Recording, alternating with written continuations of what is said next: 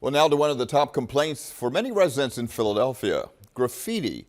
City officials say there's been an increased effort to remove graffiti from many neighborhoods, and in fact, calls of complaints have been cut nearly in half. Action News reporter Toronto Thomas takes us to one site where work crews were focusing on graffiti today. These guys do a great job. They're very proactive. Not a crew of magicians, but they do know how to make things disappear.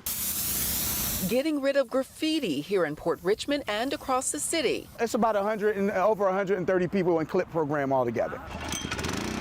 The Community Life Improvement Program, also known as CLIP, has made headway when it comes to tackling Philadelphia's graffiti problem. When you talk about people who want to move into Philadelphia, there are two things that people care about the most. Is it safe and is it clean? CLIP has been around for decades, but it got a push when Mayor Sherelle Parker put it under her Clean and Green initiative. Each year, they remove over 180,000 locations full of graffiti. Residents can report graffiti through the city's 311 system. Our 6ABC data team found so far this year, there have been 5,486 reports about the issue. Of those, 97% have been closed. When they see that tag, our goal is to remove it within 24 to 48 hours upon notifications. Also focusing on enforcement. If we catch people graffitiing, they will be held accountable. The director of the Office of Clean and Green says they went from getting an average of 1,500 graffiti complaints per month last year to 800 a month this year. People are complaining less, meaning that they're seeing less graffiti. Covering everything from neighborhoods to highways. When people ride through Philadelphia, that's the first impression that they get. The goal is to give each community a clean slate.